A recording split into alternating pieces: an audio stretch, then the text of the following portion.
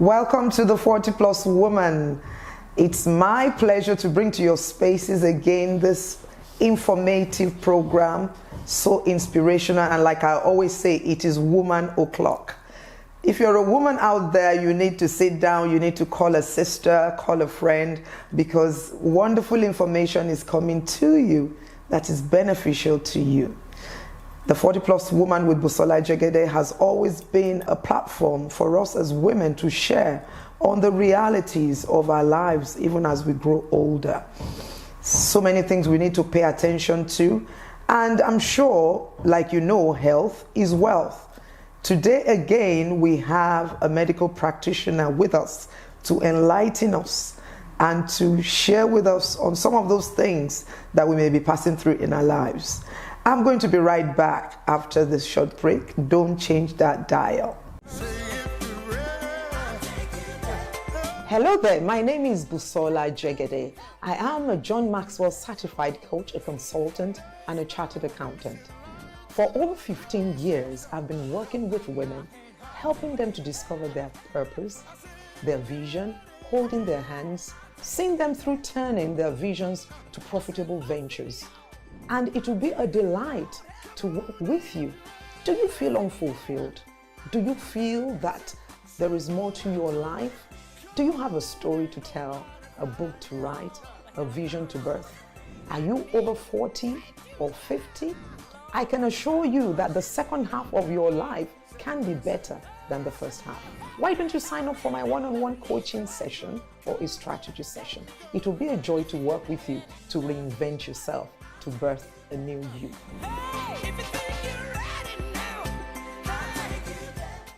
Welcome back. Now, on this episode of the 40+Woman, we are discussing a subject that is gaining such an enormous ground all over the world. Hitherto, many people had not been paying attention to this aspect of life.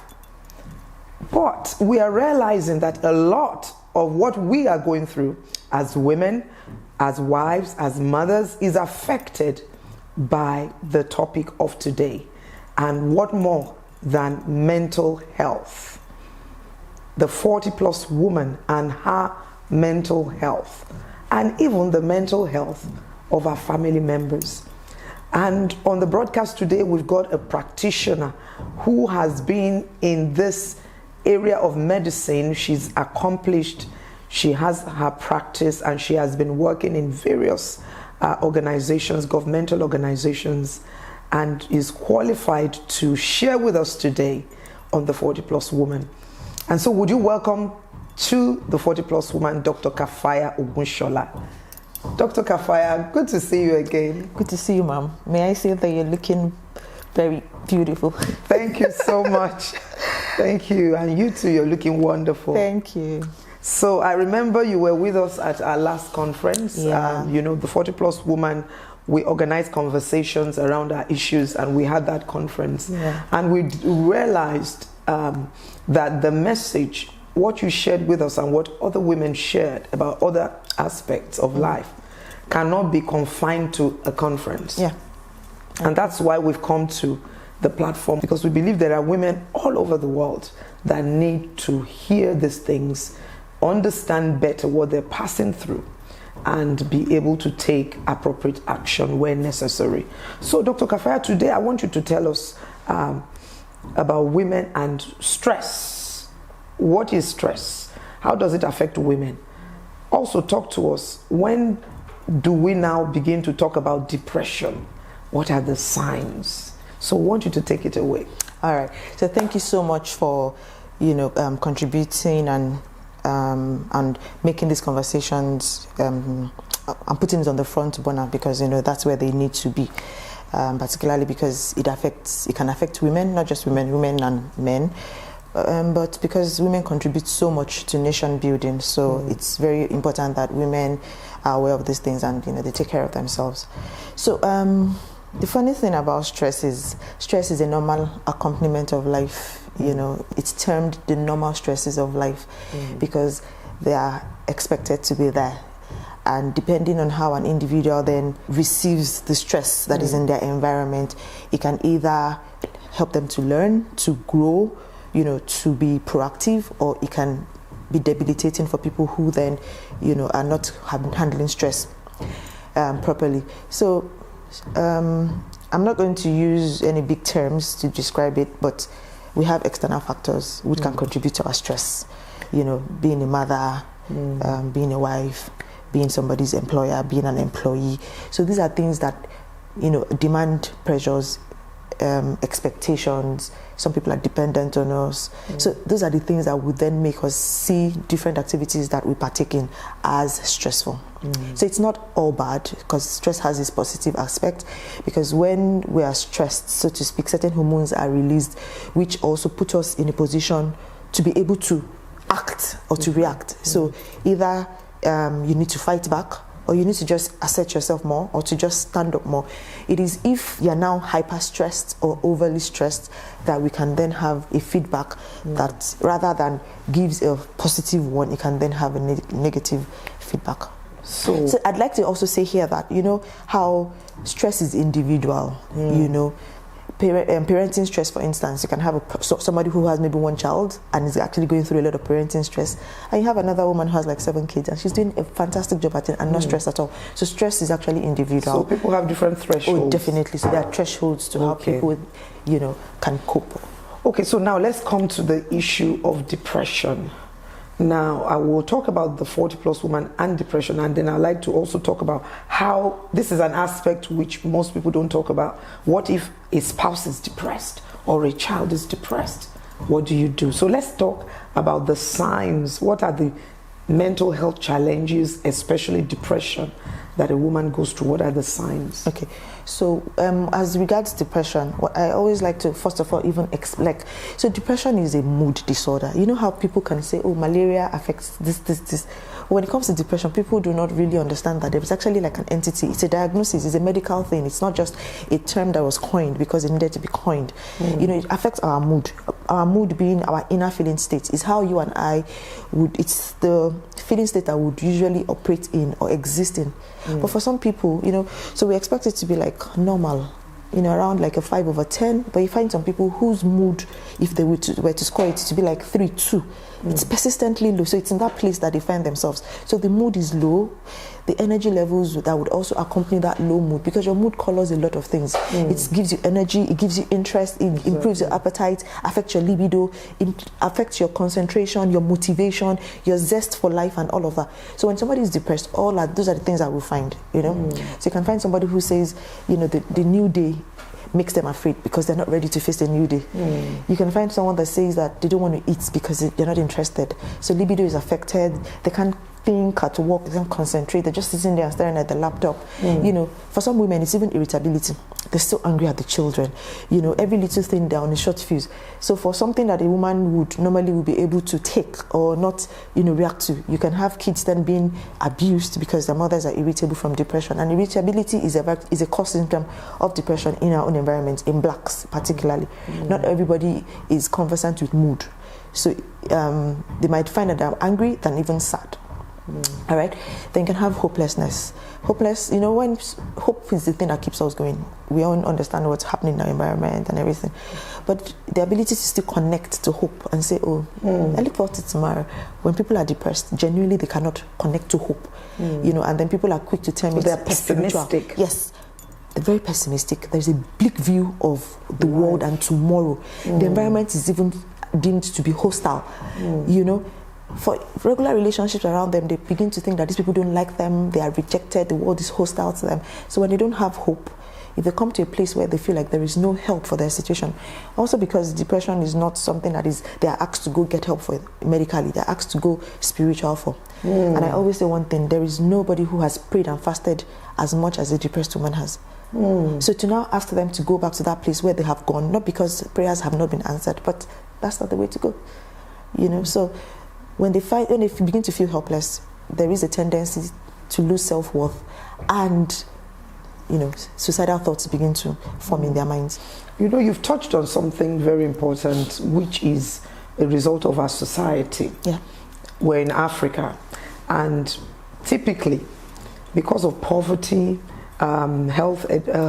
medical health system is not so widely available. What you find that is mostly widely available is spiritual help. Yeah.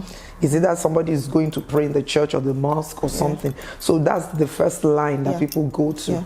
And that's why even as most people in the spiritual field, I believe, should be educated to recognize certain things in certain people, so that we can give them a holistic.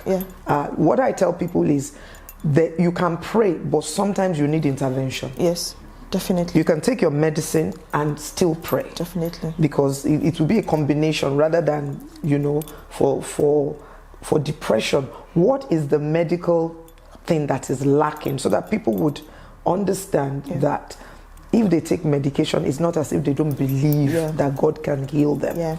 So what is the medical analysis of that depression? So depression is associated with a disbalance. It's a reduction, so to speak, in a particular chemical in the brain that is called serotonin. Exactly. You know, and some other neurochemicals.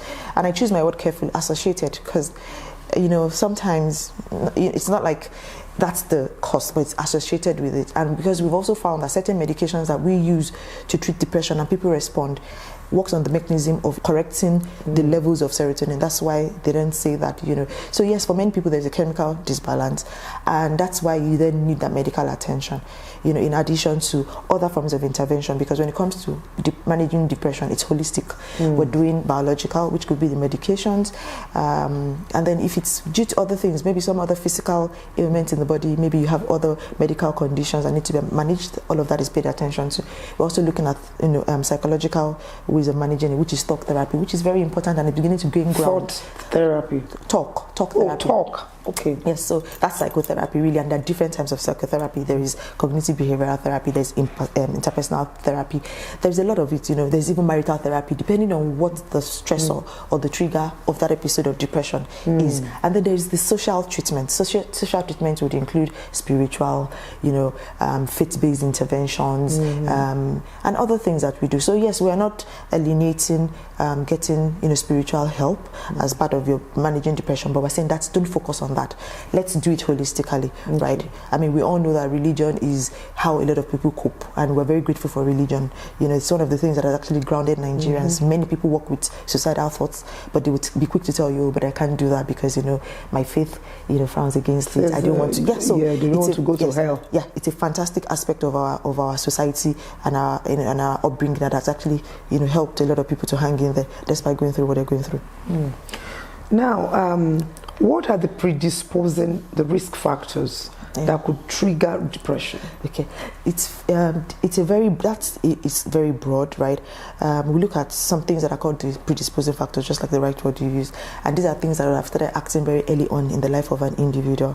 You know, so it could be like a biological predisposition. So, for example, it runs in the family. That's one thing Nigerians don't want to hear anyway. But a lot of families actually have people who live with depression, anxiety, and other, you know, mental illnesses. So it could be that. It could also be substance abuse. It could also be let's go psychological. It could be, you know, all this, a lot of chronic medical conditions, HIV, you know, seizure disorders. All these things can predispose because they can begin to act very early on in life, and then later in adulthood, this person comes down with you know, a disorder. Precipitating factors. These are actually things that are like triggers, and usually these are the things that people would then hold on to and say, oh, because she was jilted or she was left at the altar, she became depressed. Not really. It's just what triggered the episode. The predisposing factors are already acting. So an event will just trigger it. So you need an event that might then push it maybe like 6 months before or two, or up to a year. But that's what Nigerians would then say. Or they lost their job, and then Nigerians are like, are you the first person to lose your job? You know, or the loss of a family member. Exactly, or bereavement. But those are the things that possibly just triggered it, not necessarily caused what we're seeing at the moment, because like I mentioned, other things are already. And of course, like a build-up. Exactly. So trauma, you know, people who have been raped, who go through, you know, life-threatening or very ghastly accidents, road traffic accidents, domestic violence, an ill child, an unstable environment or economy. So all those things can also be the reason. So yes, financial handicap. Those are other things that, you know, can trigger these concerns.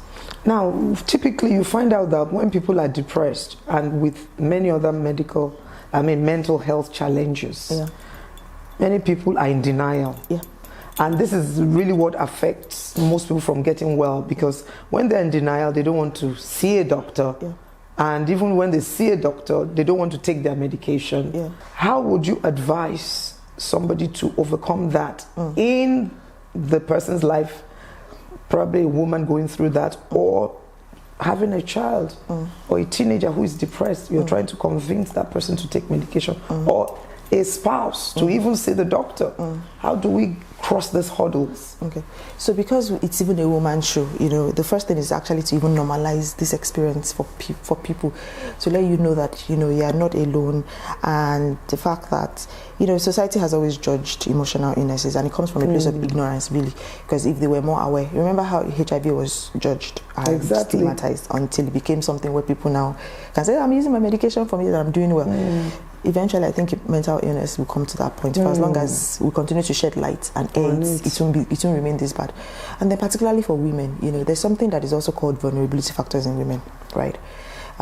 If you have maternal deprivation before the age of 11, how many women lost their mothers or did not grow up with their mothers?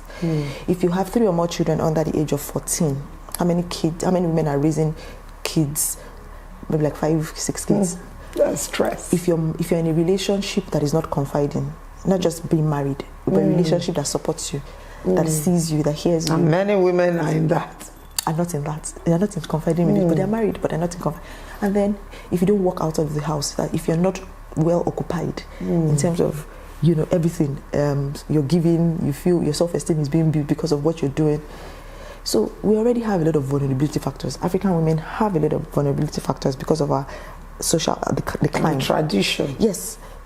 Constantly competing for social spaces and political spaces. You're not even deemed fit, or so we are already at a disadvantaged position, and that's why depression is commoner in women, ratio of 2 to 1. So for every if you see 3 to a woman, 1 is a man, like that. So we're already at that position, and women need to realize that it's okay to struggle, and it's not coming from a place of weakness. All this I just mentioned are based on fact and science, right?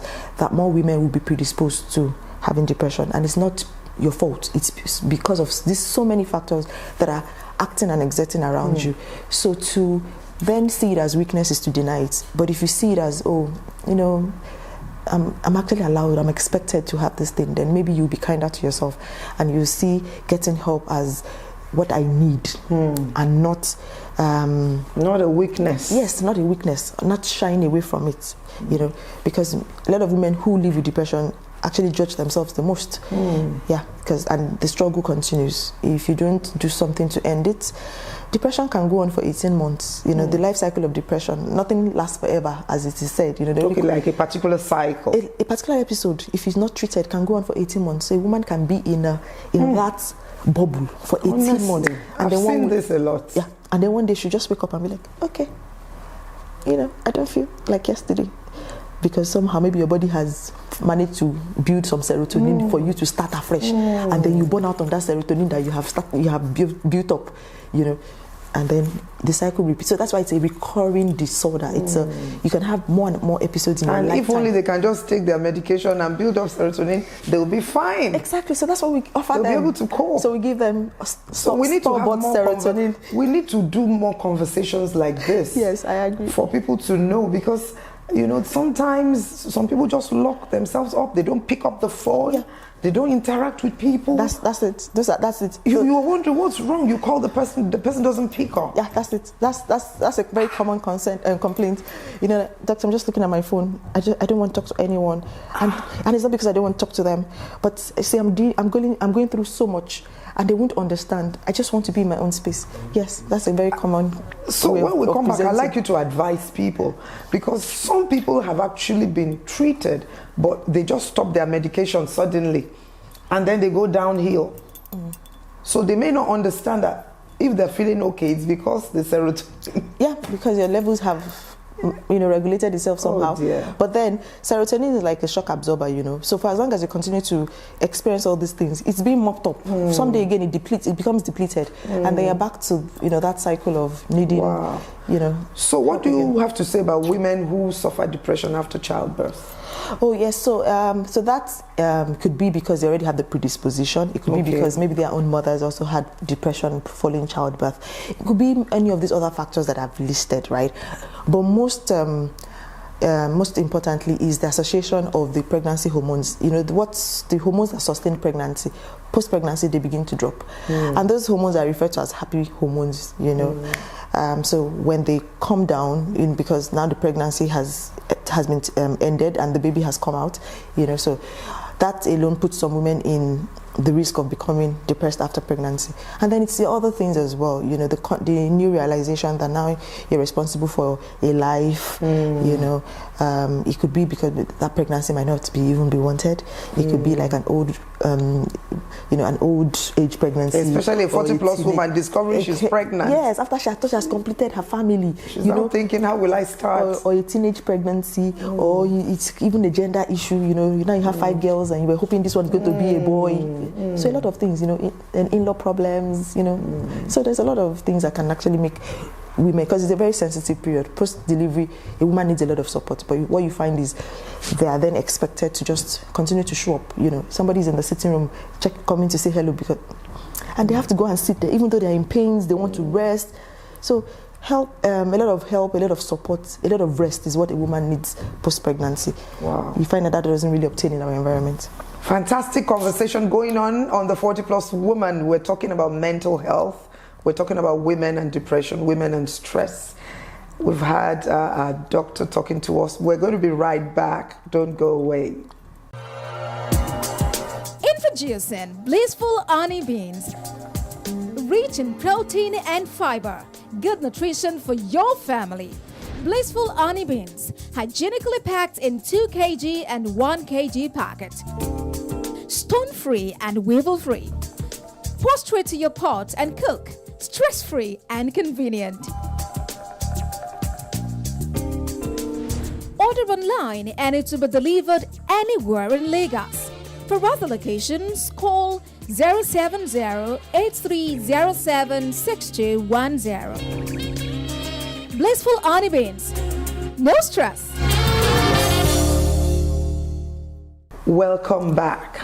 So we have been talking about mental health and the woman, and it's such a deep issue. Dr. Kafaya Ogunshola has been our guest today, and we are deeply appreciative, ma'am, for your time. Can you give us your final thoughts? What's your advice to a woman out there who seems overwhelmed? She's going through what she doesn't understand. She's irritable, low energy, low mood, maybe even thinks something is responsible. What would you advise? So, dear woman, my heartfelt advice and almost a plea is that it's not about anybody, it's about you. It's about your life and the quality of life that you're going to live, and also how much you can do for your children. Remember that you are the one, in addition to your partner, but we all know the role that mothers play in the life of their children, and we need to raise healthy generations.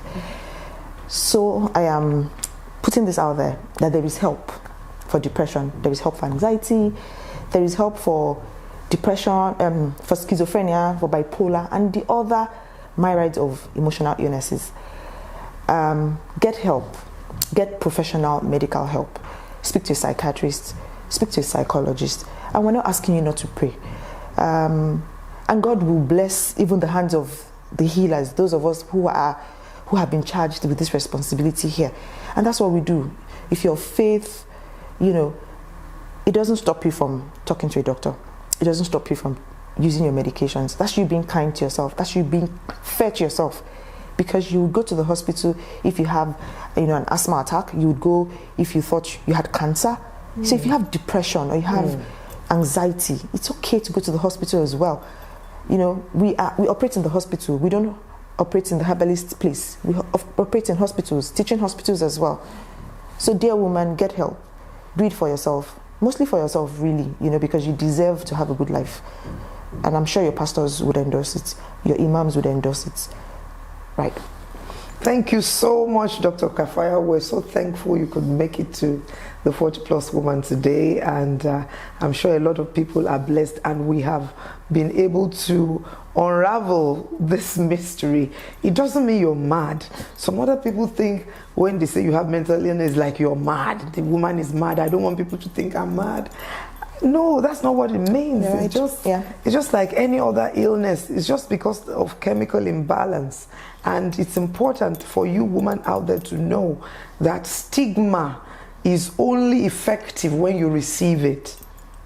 Don't receive it. If you need help, reach out for help. You'll be able to cope, and you'll be able to live a normal life. Well said. That's how far we can go. Remember to join this conversation. We are on Facebook, the 40+ Woman on Facebook. We have a group. You can join us on that group. We have lots of interactions like this. We bring practitioners time and time again. We're also on Instagram. You can follow us, and you can follow me. Jegede Busola is my handle. And on that note, I want to say thank you so much, Dr. Kafaya, for coming today. Thank you for helping us to amplify the conversation. Yes, it's always our pleasure to see the woman be in a better place. Yeah. Till next time on the 40+ Woman, I'm Busola Jegede. Bye for now.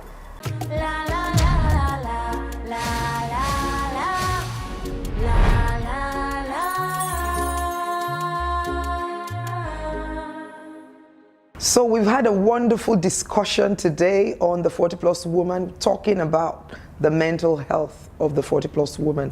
Our doctor today has been fantastic, and she's made a plea.